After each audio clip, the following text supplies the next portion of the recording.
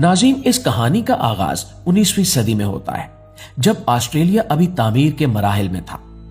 Australia का दरमियानी हिस्सा एक बहुत बड़ा और खौफनाक सहरा है, जहां दूर दूर तक पानी का नामो निशान नहीं होता और वहां का दर्जा हरारत भी बहुत ज्यादा होता है। उस वक्त न तो वहां सड़कें थीं, न ट्रेन की पटड़ी और न ही गाड़ियां इजाद हुई थी।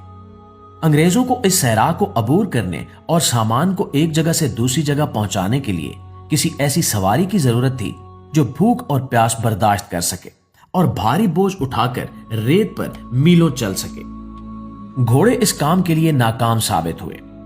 इसी जरूरत को पूरा करने के लिए ऑस्ट्रेलिया ने हिंदुस्तान, अफगानिस्तान और मशरक वुस्ता से ऊंट मंगवाने का फैसला किया। सन 1840 से लेकर अगली कई दहाइयों तक हजारों की तादाद में ऊंट ऑस्ट्रेलिया लाए गए। इनके साथ इनको संभालने वाले भी आए, जिन्हें वहां अफगानी कहा जाता था।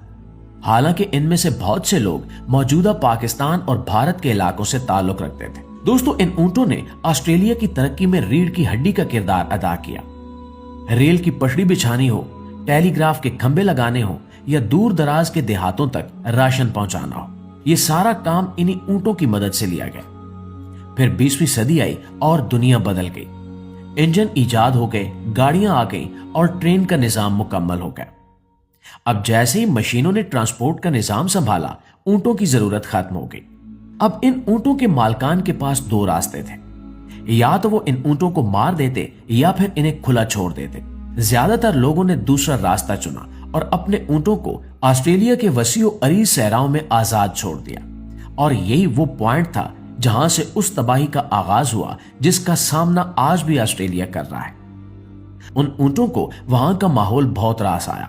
ऑस्ट्रेलिया में ऊंट का कोई कुदरती शिकारी जानवर मौजूद नहीं है। जैसे अफ्रीका या एशिया में शेर, चीते या भेड़िए होते हैं जो जानवरों की आबादी को कंट्रोल में रखते हैं। ऑस्ट्रेलिया में ऐसा कोई जानवर नहीं जो एक बड़े ऊंट का शिकार कर सके। इसका नतीजा यह निकला कि इनकी आबादी तेजी से बढ़ने लगी। साइंसदानों के मुताबिक हर 8 या 9 सालों में इन जंगली ऊंटों की तादाद दुगनी हो जाती है। देखते ही देखते इनकी तादाद हजारों से लाखों में पहुंच गई और अब एक अंदाजे के मुताबिक वहां 10 लाख से भी ज्यादा जंगली ऊंट मौजूद हैं। दोस्तों, अब बात करते हैं कि ये ऊंट वहां मसला क्यों बने हुए हैं। ऑस्ट्रेलिया का मौसम बहुत सख्त है और अक्सर वहां खुश्क साली रहती है। जब बारिशें नहीं होती और पानी की कमी होती है तो ये लाखों ऊंट पानी की तलाश में आबादियों का रुख करते हैं। ऊंट की एक खासियत यह है कि ये पानी की बू को मीलों दूर से सूंघ लेता है। जब ये प्यासे होते हैं तो ये किसी भी चीज को नहीं देखते। ये मकामी लोगों के घरों में घुस जाते हैं, एयर कंडीशनर्स के पाइप तोड़कर उनमें से पानी पीने की कोशिश करते हैं और यहां तक कि बाथरूम की टैंकियों को भी नहीं छोड़ते। ऑस्ट्रेलिया के मकामी बाशिंदे, जिन्हें इबो रीजनल कहा जाता है, वो उन इलाकों में रहते हैं जहां पानी पहले ही बहुत कम होता है।